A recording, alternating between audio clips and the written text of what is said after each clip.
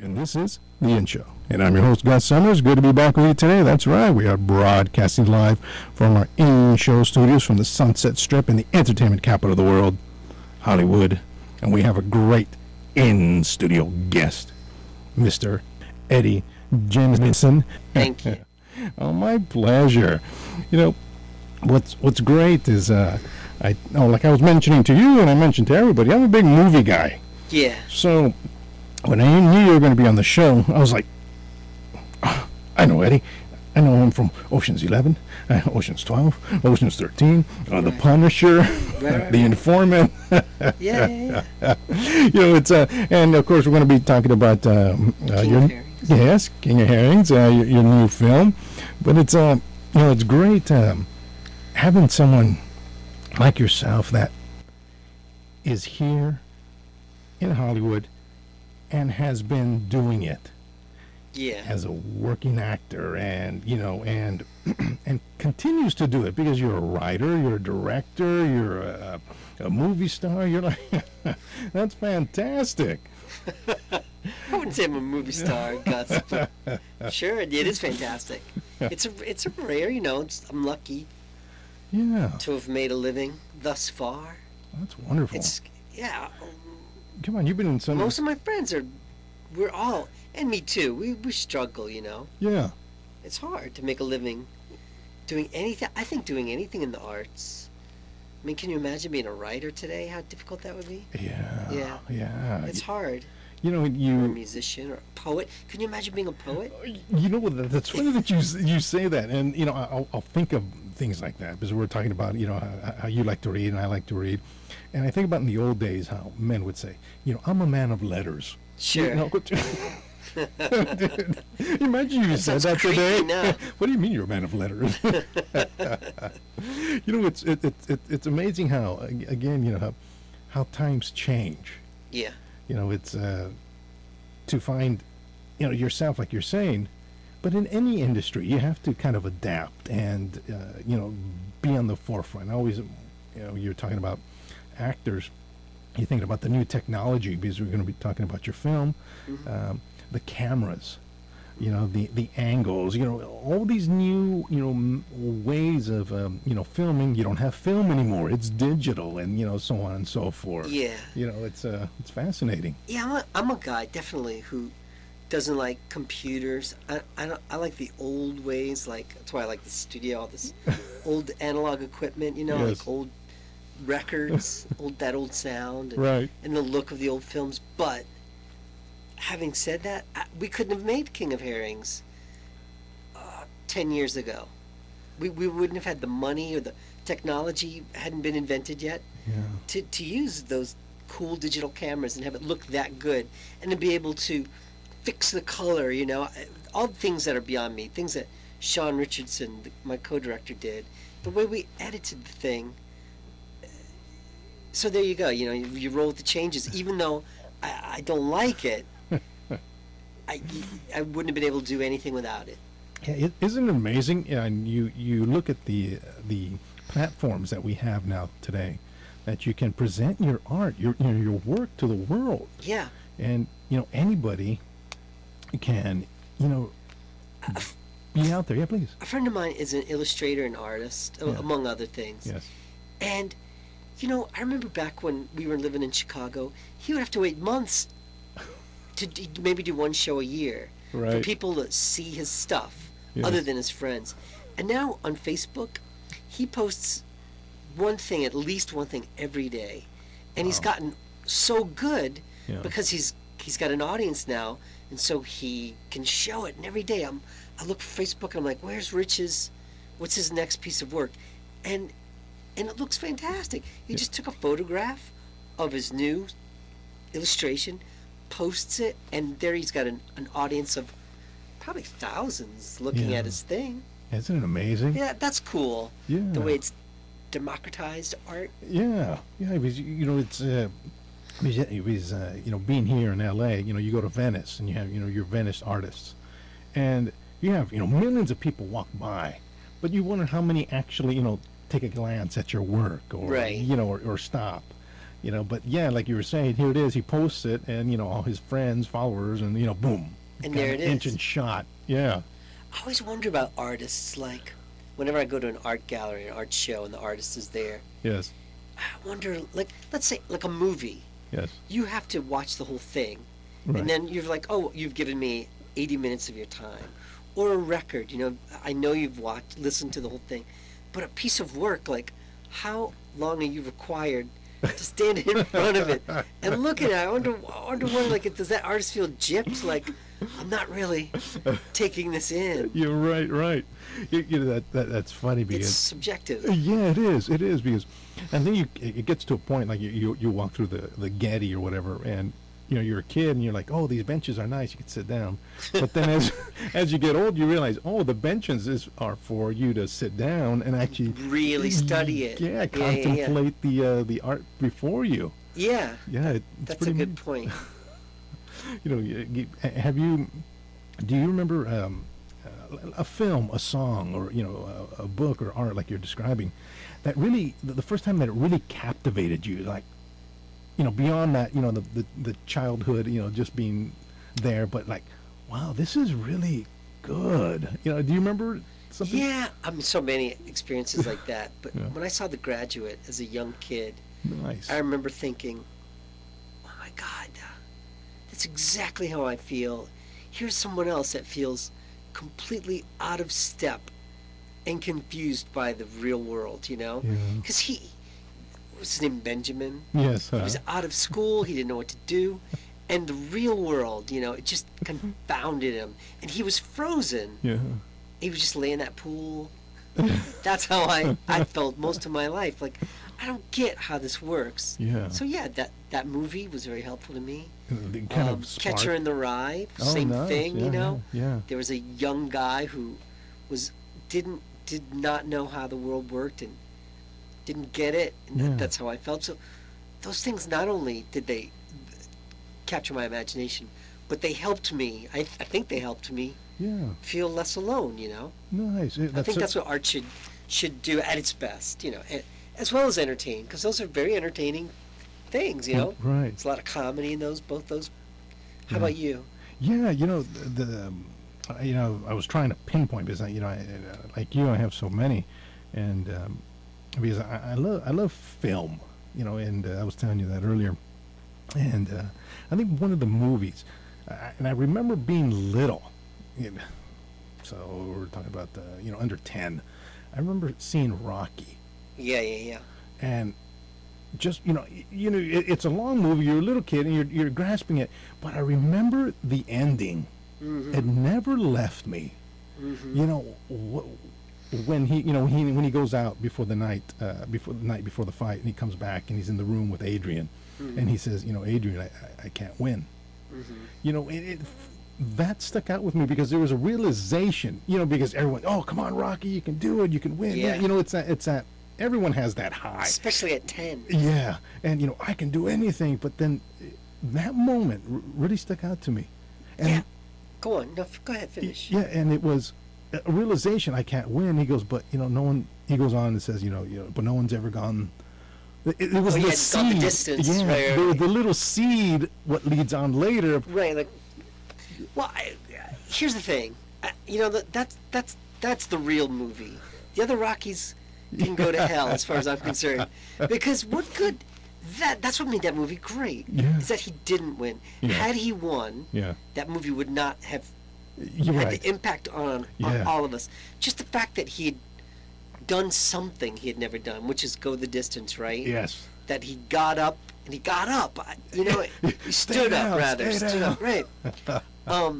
That's so much more meaningful because how many of us, really feel like we've won? Yeah. You know, and I've done movies with big stars. Yes. They don't feel that way either, as Right. far as I know. When hanging out with them, Yeah. what little I did, they didn't feel like they've won. No one feels that. Yeah. So, all this sort of myth of winning, I'm winning. There's this girl in the coffee shop. I heard her today. She walked in, yo, how's my girls? And they said, we're good. How you doing, Janet? And she said, got a hangover, winning as usual. Like, What are you winning? Wait, yeah, exactly. You never win. Yeah. So that's why that movie's great. Yeah. It doesn't play into the myth. Yeah, it doesn't. Because there's, there are movies out there that are just brilliant. I always tell everyone, a great film is like a great book or a great artwork. It can really inspire you. I mean, another one for me is like Cool Hand Luke. Yeah, I loved that movie as a kid. Wasn't that fantastic? I loved it. I love when, after they got into the truck and George Kennedy was saying, I knew they didn't break you, Luke. I knew. He goes, yeah, they broke me. He goes, what happened? Why did you take off? And he's just like, he just shrugs. He goes like, I go, man, that's great, because he was down, he was out, but there was just something in him, like Rocky again. There was just something in them that just some perverted stubbornness.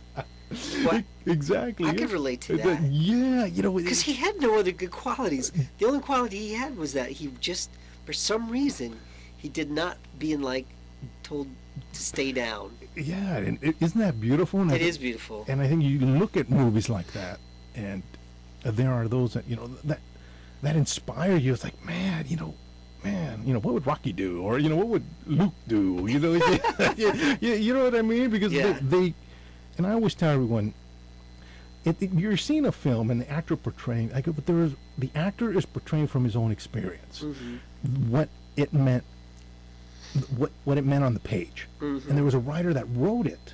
So it's a truth that you're seeing portrayed in a film, but at one point there is, we are standing there going, I got to take it to the end. I can make this. Yeah. Especially being in this industry. It's embarrassing to say I can make it and to actually try. That's really hard to do. I mean, for Rocky to put on those sweats, not only is it difficult to get up at 5 a.m. and start running up the steps of the courthouse in Philadelphia, whatever that is. Yeah. But then there's that embarrassment of like, I'm actually going to throw my hat in the ring. Yeah. And stand toe to toe with, like, who do I think I am? Yeah, right. But it requires that, and that alone, I think, is a wonderful thing, even if you do fail, because it's hard to do. Yeah, because it's embarrassing. You're talking about that because I remember the first scene when he first starts running up the stairs, and he's running. What's he do? He's grabbing his side. Yeah. There are these moments of reality. Yeah. He's like, oh man. At the end, then we're all happy because now he's running up the stairs and yeah. It's like we were talking about careers. It's like your career. Here you are. Again, a writer, director, actor, and have been doing it. Continue to do it, and you worked. You worked in major films. That's beautiful. I think that's fantastic because you're up there. You're doing it. You're making. What an inspiration! I think it's beautiful. Oh, that's very nice of you, but it's not a correct reading of my situation. Thank you. But come on. I feel like making King of Herrings, right? Yes. Is a little. It's been the hardest thing I've ever done because it's one thing which was difficult to do big movies with big stars and you're like, oh God, I gotta go on set with these guys, and I gotta swing with these guys, and it's hard to do, and you gotta concentrate really hard so you can actually get a performance out of it instead of you just scared all the time. But making your own movie like King of Herrings, especially an independent small one, it's even harder because you're basically saying, you're telling everyone this is worth your time, right? Knowing that maybe it's not even worth mine, but like you invest yourself for a couple years now in this project, and it becomes worthy in and of itself, and then you get to feel like Cool Hand Luke. You're like so many companies before Devolver picked it up said, oh no, it's not for us. It's black and white. It's a drama. There's no huge stars in it. We don't want anything to do with it. And it just made me, and I should have laid down, and I should have said, this is not worth a year searching for someone else. But something in me said, no, fuck that. I'm doing this just because they told me it's not worth it. Right. And then eventually, at least in my case, I began to start believing Yeah. in myself Yeah. because I had to. Right. Right. You know, it's amazing. Again, you know. Sorry, I swore. No, no, no. It's it's all right. You know, I think that's what. It's wonderful because I think that's what movies are meant to do. And here you are on the backside. You know, I'm hearing you. You know, on the production side, giving it that thing that, you know, giving you that unction. Yeah. Man, it's going to get made. You know, Your will, some kind of will. Yeah. Yeah, you know, that metal, the mental that you know, Yeah. people talking about, and people can pull that from a movie. You know, like, you know, your energy gets put into it. Oh, that's a good point. That's a great point. You know, it's the love that you have, and this is going to be made, and you know. But you can see it. You're right. You can see that in movies. You can see that in the original Rocky. Yeah. You could see that guy, Yeah. Sylvester Stallone, really was a humble, down and out, and yet feisty person. Yeah. And you could see passion in movies, and especially in indie films. You can see it. Yeah. And when a movie doesn't have it, It falls flat. you can tell. Yeah. You're right. Because, you know, I think, you know, just in my humble opinion, you know, there are people, you know, this is my passion project versus this is my project and this thing's going to get made. You know, the thing of the passion project, I think it's so broadly used Yeah. that, you know, it's because, you know, Glad you say that. you know, I haven't done anything else. I got to do this versus, you know, this is my passion project. I want to get this Sure. made, and I'm going to make it the way I you know, I want to. It's like your film, King of Herring, the opening scene. You have a scene where they walk out of the bar. And hey, you're pretty dark in that little movie. You're a departure there from. Yeah, I don't know. I didn't mean for it to be as dark as it came out. Yeah. I must have some demons. I don't know. Well, like everybody, right? Yeah. Well, there's a scene where you guys are walking away and the camera's upside down. Oh yeah, that was Sean did that. Yeah. Yeah. I love that he did that. Yeah. That suddenly everything flips, and it's in the right part of the movie because it sort of signifies, oh, here we go Right. into welcome to this upside down world, you know. Yes. And I don't think that was planned. It just Happened. happened. Yeah. His instinct, because all these happy mistakes Yeah. happen in art. Right. I think when you follow your instinct, Nice. and when you don't follow your instinct, when you're going off some idea of what you think the public wants or what a studio wants, then you're far from where your heart is, and then that's when you realize when it comes on the screen, like, oh, they didn't follow. They're not doing what they wanted to do. They're doing what they think they should, Yes. and that's not interesting. Right. Yeah. You know, it's because you like. I love how you said it. A happy mistake. Oops. Oh, that's good. Let's do that again. Yeah, Let's exactly. do that more. Let's. But that's what life is. It's just a series of mistakes. It Some of is. them happy, some of them not. Yeah, you know what, and you know, because your film, you know, I was watching it, and for me, I like again, you know, as I've grown older, you know, I've really gotten into, you know, the characters, Sure. and, you know, the character development, because I love action films like everybody else, you know. Sure. I like to see things blowing up, and Yeah. but as you know, again, you know, as one grows older and your knowledge expands and you read more. And you've seen about a million things blow up already. Yeah, Go on. exactly. Exactly. Okay, let me do something else. I love looking at the characters and trying to figure out the backstory. Are there little things that let me know more sure. about it? It's like, I don't know if it meant anything. I remember she's making you breakfast, your wife, Mary. Which is my real wife, the actress, by the way. But go on. Oh, really? Oh, okay. Yeah. Okay, she's making you breakfast. And on the wall, there's this old school clock. Oh, right. It looks like, you know, from school. Right. And, you know, I'm looking for little things that might give me, Inform you. yeah, about, you know, besides dialogue or life. action. Yeah. So I thought, what did you cut away? What did you come away with that? I'm well, just curious. With the clock that, it's probably just me looking into it, but like it's a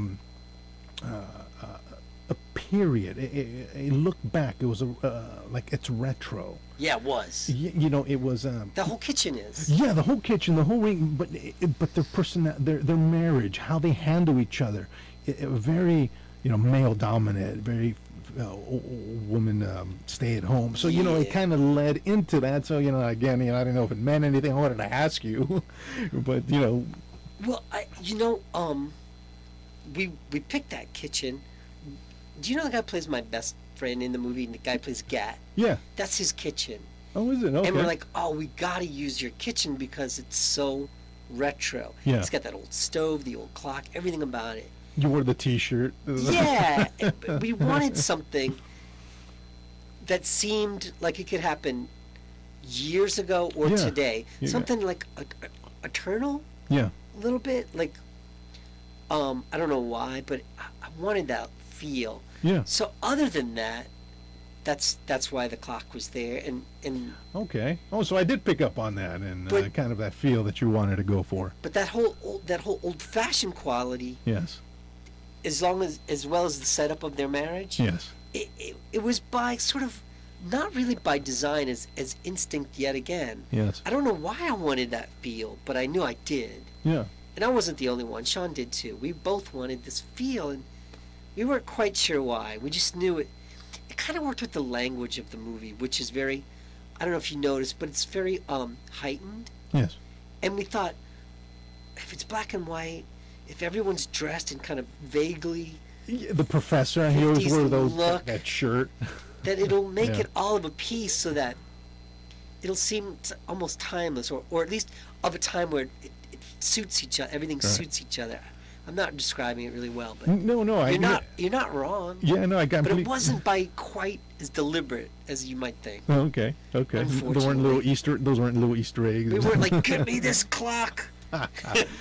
Because I did notice that even the car, it was like an old Ford Mercury or something. Yeah, I yeah. figured, that was, you're going with that feel. Yeah, I did. I called my cousin. I'm like, dude, I need an old man's car. I need a car that an old man would A drive. big boat. And exactly. Yeah. And he's like, I got an old man that lives right next door to me. And sure enough, we woke this poor old guy up. Can we borrow your He car? said, can we borrow your car? And he's like, yeah, he was grumpy about it. And we went to drive it, and we could barely drive it. I'm not kidding. Dun, dun, In the dun, dun, trunk dun. was an air conditioning unit. I mean, Yeah. I'm sorry, air compressor, Yes. groceries, a bowling ball. We had to take all this stuff out. Anyway, I digress. That's great. That's Yeah. great. Because So yeah, everything was old. yeah. You know, New Orleans is kind of like that. Like, I grew up a lot with my grandparents, who were old to begin with. I gotcha. They were Yeah. born in the early 1900s, late 1800s. Yeah. My grandfather worked for the railroad. They lived in this part of New Orleans that is kind of old. The whole city is very old. Yeah. And so I felt like when I grew up, I had access to a world that was way older than most kids have. Yeah. Do you know what I mean? Yeah. I feel like I didn't just grow up in the 70s. I grew up a little bit with a little bit of flavor of the 40s as Yeah. well, and Yeah, I gotcha. I wanted to get that in the movie Yeah. Because because that's what New Orleans is to me. Right, kind of a mix of that old city and because it's kind of timeless. I mean, Yeah. that's the whole thing. Yeah, it's Antique. yeah, like yellow hue and everything. Yeah. Yeah, I got you. Yeah, because that's what I was getting from the film. That you were trying to set it in a place that could fit anywhere, because I guess really from when I guess really the 90s. Forward, everything's kind of been the same. The 60s are a little different, 70s, 80s. By the end of the 80s, clothes, how we wore our hair, everything became kind of standardized. It wasn't as extreme like the early 80s. We had the mohawk and the Right. the far out, Right. space age Neon. Yeah, exactly. Or the 70s, the big bell bottoms, or Yeah. the yellow suits. Everything kind of became grayish. I guess like European. Yeah. Kind of that dark. Sure. And but the car you drove, you were talking about the kitchen, the clothes. What was his name? Art, I think the professor or Arthur. Yeah, that's right. Yeah, that he would wear, and your friend Gat. Yeah. The T-shirts, but they were Yeah. like the That was Eddie modern. Harding, like something modern. you That know? was the one modern touch. But it seemed so wrong for him, right? You're Or right. at least that we were making fun of that. Like, why are you wearing these shirts? But you know how you were saying earlier that you liked to take go to an old bookstore Yeah. and grab a used book like from long ago Yeah. and just read it? Mm-hmm. Because there must be some part of you that is slightly nostalgic. Oh yeah, you bet. And me too. And I think I love doing that too. And I think one of the reasons that is because when you strip away all the modern stuff, old stuff just seems to have it rings truer Sure. because it's uncluttered by modern life. So the truths seem more Yeah. both more simple and more true. You're right. Yeah. Very nice. Very So nice. that's kind of what we were going for in the movie. Yeah, it's because being in this industry, you meet all sorts of people, and there's never an endless stream of young people. Yeah, You which know. I love too. Yeah, and it's funny because you've experienced this. I know. The earth ends with you. I know. Yeah. No one's been like you. You're the first one. Right. And you look at stuff like that. I look back at my life. How, when I was 20, I was God's gift. My hair was black, and I was. You're a stud. You're still a stud. Oh, look at you! I paid him extra for that one. And as time progresses, the truth gets revealed. Yeah. You get a sense of self. You grow into yourself. You Yeah, get yeah, experience. And I think that's what I'm hearing you say. It comes to a point where you read some of that where truth has been revealed. Mm-hmm. Most writers are a little older. They write something, do something from their life experience, Sure. and they're a little older, and it's a little more ring of truth in it. I remember when I was in acting class. In fact, all the actors in the movie were all in the same class. Oh, really? As young guys. We all went to LSU and had Okay. the same mentor. Yeah. And he would always say, we'd be acting our ass off, and it's not very good. Yeah. And he would say, when you're older, you'll have something to say. Nice. And it's the same with all artists, Yeah. You have nothing to say when you're young. You think you I do? mean, some young geniuses do. Yeah. Sure. Yeah. But yeah, Yeah. I No. don't know what my point is. Yeah. No. I completely hear what you're saying. It's you'll have somebody that says, the old adage. He goes, I was born at night, but I wasn't born last night. Yeah. And that's what I'm grasping. Yeah. Sometimes you have to reveal the truth. Yeah, the through line, sometimes it comes through time. But also, you're right. Life, the truths of life are revealed over time as you get older and wiser. Yeah. But also, don't you have moments, just as a person, like, where you wake up and you're every bit as confounded by life? More! Like, I felt like when I was 20, when I felt like I had it all figured out, Yeah, right. I Yeah. was so much more confident, so much more. I felt like the world made so much more sense Yeah. than it does now. Yeah. Even though I'm supposed to be wiser, Yeah, right. life is so much weirder to me. You say that because because I want to get back to because I don't want to give away too much of your film. No, But there's no secrets in it. I mean, it's not like a whodunit. well, but there's great thing is just people need to say it because the relationship. But what we were talking about. I think we're a bit naive. Suddenly, do you remember the old Bugs Bunny and cartoons? Yeah, my kids watch. Yeah, there's one where Elmer Fudd is walking off. They're babies, and he walks off the cliff, and he doesn't fall. And he goes, "How come you don't fall?" He goes, "You don't know about gravity." He goes, "No, we haven't studied about it yet." Right? And so he goes walking. Sure. He just goes walking off. He's unruled by gravity. Right, because you're 15. Oh, I can do this, I can do that. But then you look back, you go, how did I survive that? Because there's a scene in the film where Ditch. I love the name, by the way. Ditch that. I'll tell you why later. And him and Mary were talking, and I thought it was a great scene because I'll be there when I'm done with my soup. Oh, right. And it's like, after all this, He's learned nothing. He's learned nothing. Learned nothing. You know, it's like, you're gonna finish your soup, and I'm all like, no. And he has this big scene Yeah. where he talks about, Yes. I'm now, thank God this is over. I now understand Yes. that what I need. You know, he's this big humble speech. Well, rather dialogue between him and his best friend. Yeah. They got it all figured out. Then seconds later, you realize he's learned zero. Yeah. Yeah. I feel like life is like that.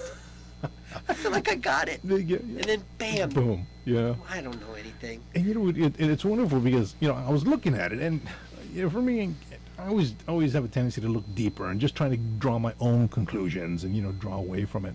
Because I'm looking at, you know, your character, and I'm thinking, by the time at the end, when he's talking with Gat about the stuff that's happened, Yeah. I'm thinking, man, if there was karma, this poor guy, you know, he's getting it from friends, from relatives, from his wife. You know, what did he do in a past life, or, you know, but Ditch or ditch. Yeah. Yeah, because you know, for me, it's like I really like to think about it, because I like to think, you know, we have one life, and this is our life to live, and what did he do to get to that point? Because he did things to get to that point. It wasn't like all of a sudden there's the oak tree right in front of him. Well, you're leaving me, or you know, or Oh, sure. Yeah. You know, right.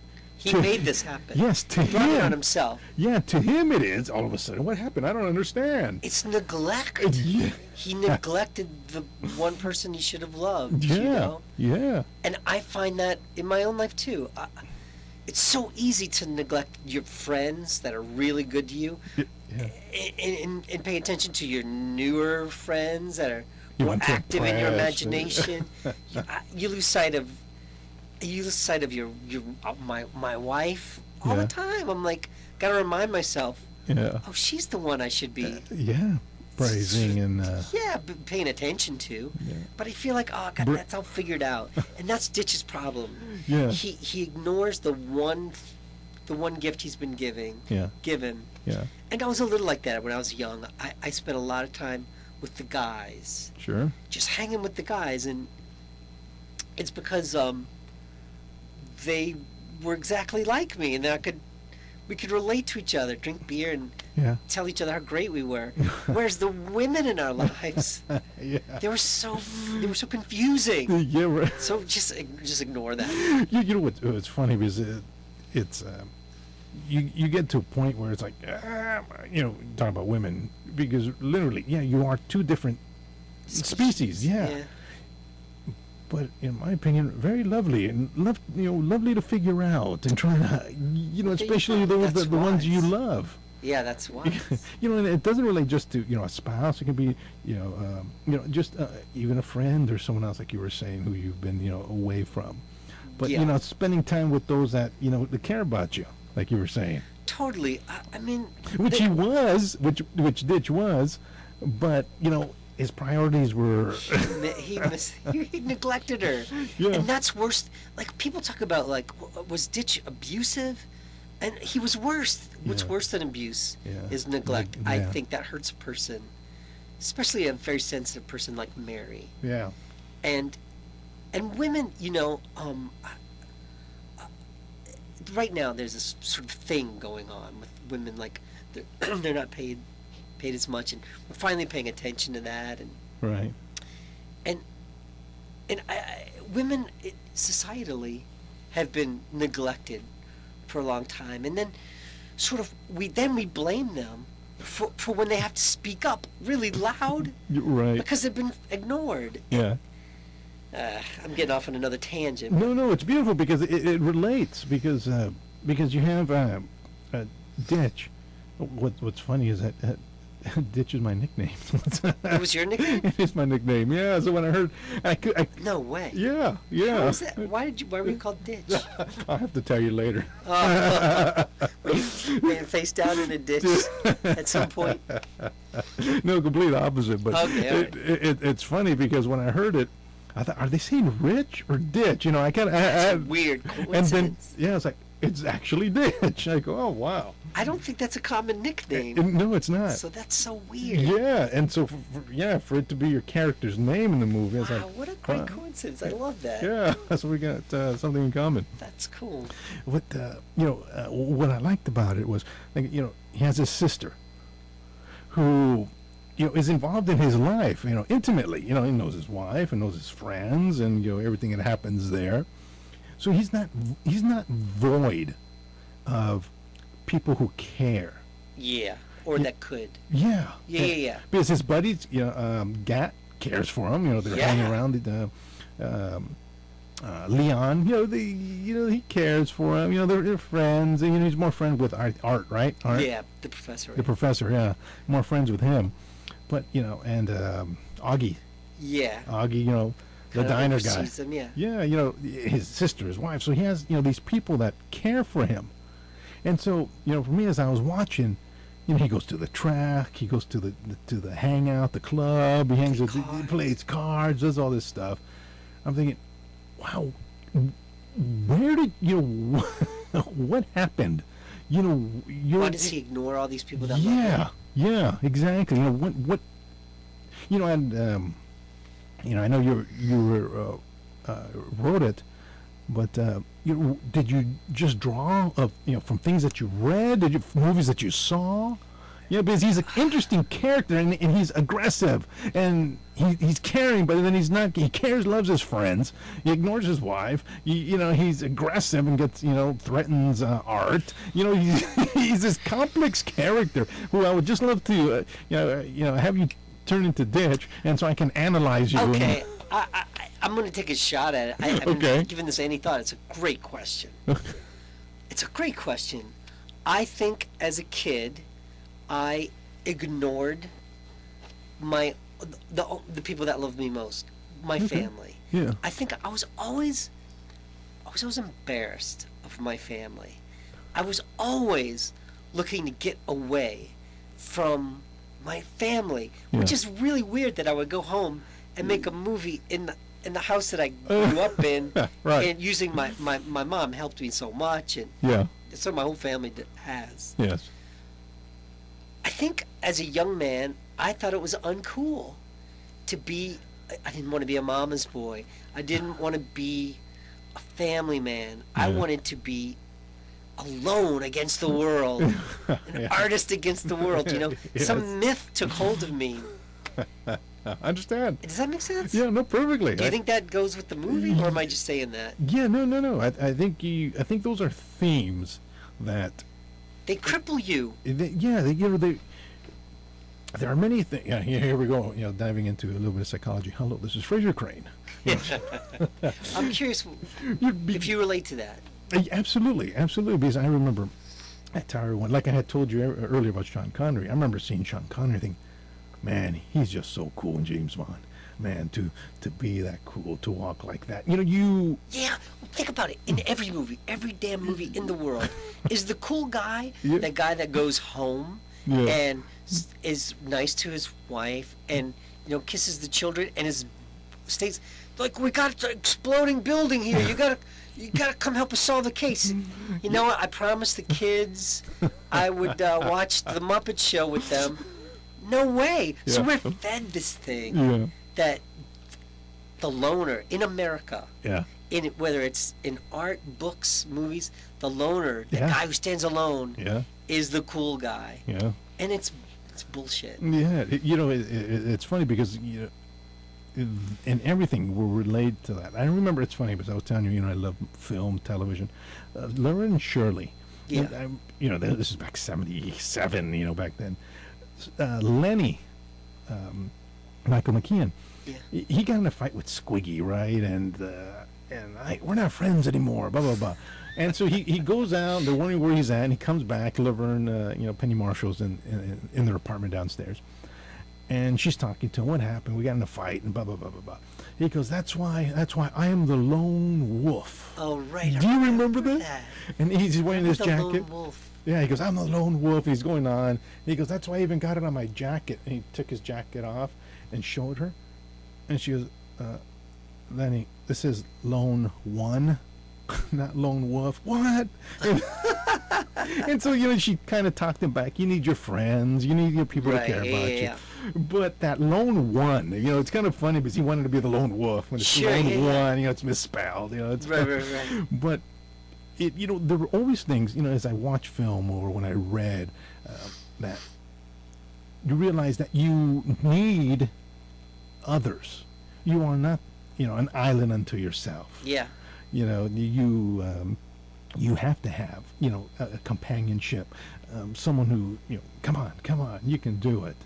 It's true. Yeah, because I know what you're saying because It's just not cool. Yeah. Like the whole idea of this whole auteur theory of directing, which I don't. Yeah. I mean, it was not true of my movie. I mean, I had nothing but help Right. from people, but it's just not cool to go. Yeah, I didn't think of that. Yeah. That was my buddy. Yeah. I kind of. Yeah, I kind of got that idea from the other guy that directed. It's not. It's always so much cooler to go with I'm cool. the genius. Yeah. It doesn't exist. Yeah, it's true. Everyone lives among everyone else. Yeah, it's funny because I don't want to beat the dead horse. Sorry, yeah, I'm sorry. No. I got off on this. No. It's beautiful. We're talking about Rocky, because he instantly came. Yeah, He thinks about Rocky. I know, really, isn't it? Where he's fighting, right? Yeah. But there's a scene. Yeah. All right, go ahead. Go. And they, it's when he's trying to get up and he's trying to do all this, but thinking about you're by yourself. Here, everyone's telling him to stay down. He gets back up, right? You're thinking, oh, he's by himself. I could put anyone in a relationship like this. We'll get it. I know you'll get it. It pans away to Tina Shire. She's standing way at the end, Yeah, and that's she's what he watching wants. him. Yeah, watching him get beat. That's all he wants. And for a moment, I never got it until I was older in a relationship and all that. Yeah. And she closes her eyes, and it's like, I know what she's doing. She's aiding him. Sure. She's aiding him. Good vibes. Good vibes or whatever. Yeah, because she's just not looking being sad. She stops and closes her eyes, and then you see her change. Yeah. And then you see him get up. I'm all. I never noticed that. That's very smart. You got to see it because that was one of those moments I was telling you about earlier. When you see it, it's like, I get it. Well, dig this though too. Yeah. In the movie, what does he gain at the end? Yeah. What's the first thing he? As soon as that bell rings, Yeah. they're all cheering about Apollo Creed. Yeah. What's he doing? He's Yeah. yelling for Adrian. Adrian. That's the one thing he gained in the movie. Yeah. He didn't gain a victory, No. but he gained a partner. Yeah. And then now we know what happens with the other movies. Yeah. So we've come full circle with Rocky. Yeah, look at that. And you know what? and like with your movie, I'm amazed because when you read the resilience of women, when you read them in books, like for me, there was a book, Mutiny on the Bounty. Yeah. When I've read that and found out what the women of the because the man gets stranded, go on an island. They had gone to another island after they dropped off Bly, and they got women from who became their wives, and they went to this other island, and the things that the wives did. Yeah. I was like, holy moly, the resilience for their children and all this stuff. And like when I was watching your film, and he's all, Mary, she got to that point where she was off. Yeah. She turned it off. Yeah. Nothing that you would do, nothing you would say, boom, it was gone. And I thought, oh, that was good. Because your wife, she has this look. She gave this look, and she turned it off. Oh, you did? You saw that? I can't wait did. to tell her that. Oh, yeah. And she's like, oh, that's it. He's never going to get her back. And Women are like that. Yeah. I mean, how many friends do you know that when they break up with a woman and the guy, let's say they even did the breaking up, Right. they will continue like, did I do the right thing? And they'll call. Yeah. But And women as a rule, yeah, when they turn it off, it's over. it's off. You gotta be careful, man. Yeah. You can't let them turn that off. It's because you nature has developed this beautiful thing. Man is man, woman is woman. They come together. So how does that help them? To be able to turn it off? Yeah. I think just my opinion. It's an inner strength, a resolve. Yeah. There's nothing more I can do. What I like from that scene, there's nothing more I can do here. I must stand up and continue on. It's also maybe because women are far more serious about relationships. Yeah. And so by the time a guy realizes, wait, I got a good thing, Yeah. a woman If has they realize it. yeah, a woman has Yeah. moved on. already Yeah. taken this thing very seriously, given it her all, and so they have to be protective. Hmm. Maybe that's part of it too. Yeah. Then if the children are in the mix, yeah. I mean, it's Yeah, they're far more fascinating. serious about family Yeah. and about relationships in general than Yeah. men are, I think. Yeah, because men, we have to sow our wild oats, and we have to, blah blah blah. Sure. And, and when you realize that, I'm watching the film, and he's like I said, he's very manly, very Yeah, he's macho. yeah, very macho, and here he is, she's needing to balance him, and I love this because if you watch this in films, and it's true in all things. There's balance. He's very macho and she's very quiet. And then you have that scene where he's all, Mary, and she's very stern and he's emotional. And I think that's what happens with men. We haven't learned how to deal with our emotions. Yeah. So when we get there, then we fall apart. Where women have learned to deal with their emotions because they're, because in the relationships, they have to maintain a steadiness. They're the rudders. They're the one. We think we're the ships with the sails, and Sure. but if it wasn't for the little the rudder, it's interesting. A lot of these metaphors, but when I was watching your movie and at that scene, I was like, oh man, she's gone, she's off. That's awesome that you saw that. Yeah, and like I said, and your wife, and she did that. And She I went, wanted to boom. cut that off too. Like I wanted to, when we were editing, Yeah. she says goodbye, ditch. Yes. Yes. And I wanted so badly to cut that out. Yeah. And I did. Yeah. And Laura said, you got to put that back in. I was like, no, we get it. We get it. Yeah. She's going to, what are you just going to turn around and go? Yeah. She says, no, I call him Ditch. Yeah. His name. I don't call him Richard anymore. I call him by his nickname, Yeah. She's like, there's contempt in that. Yes. And she said, you need to put it back in. So I did. Yeah. She's kind of the boss. I understand. I understand. It was great because I caught it. I caught I'm it. so glad you caught that. I'm so glad. That's so great of you. Thanks for watching it so thoroughly. Oh, my pleasure. My pleasure. Like I said, like films like that, it's about the characters. Yeah. And what it reminded me a lot of is I love old films. Yeah. And all those are character driven. There are Sure. there are a And few dialogue driven. Yes. Yeah. And that's what being black and white. This is like a film where it's the character. You have to Yeah. listen and watch the surroundings and see all these things. So I was looking at it intently like that, and so I was like, Well, we had no other choice. I mean, we had no money. yeah, I understand. We had no action. We had to go Firecrackers. Pa, pa, pa, that pa, way. pa. Yeah. But again, something about the actors. Did not catch one of them acting. Yeah, they're good, aren't they? Yeah, just perfect. Boom. Yeah, it was wonderful. It's not cool right now, I don't think, Yeah. for actors to have theater training. Uh-huh. At one time, like when I was growing up, Yeah. you'd hear about Meryl Streep and Kevin Kline Yeah. and how they graduated from these theater programs. And, Right. and Al Pacino went back and forth, and it was cool. And now it's not really cool. Right. But I think these guys, they're all theater guys. Yeah. And Laura, too. Yeah. And I think you can see that it actually can be. Yeah. I'm not saying you need to be at all. I mean, Right. you're either talented or you're not. You don't need school. Yeah. But to be on stage, it does actually help you Right. be a different kind of actor. Yes. These were really broad characters, Yes. and they made them all really believable. And Right. I think their stage work helped them. Yes. I'm not bragging about them, but they're good. No, they're it was- good, right? Yeah, it was very good. Yeah, it was very good. Like I said, especially. yeah, since we're all this reality TV, and it's like, hey, it's good to see actors do what they do best. Yeah. And which is act. Yeah. And like I said, I watch all kinds of stuff. You do. Yeah, and I just love just watching people. As an actor, as a performer, you watch people, Yeah. But I like watching people and watching the film. Why did they do this? Why did they move their hand this particular way? What's that nuance for them? And what makes them them? And Yeah. because I love seeing the evolution of an actor, as when they're young and as they progress, and now they're, seeing Clint Eastwood way back when, and now seeing him in, Unforgiven or something, Yeah. Where did the change happen? What happened from Dirty Harry to, or was there a change, or was there no change? Right. Do you have any actors that you feel like have gotten better over time?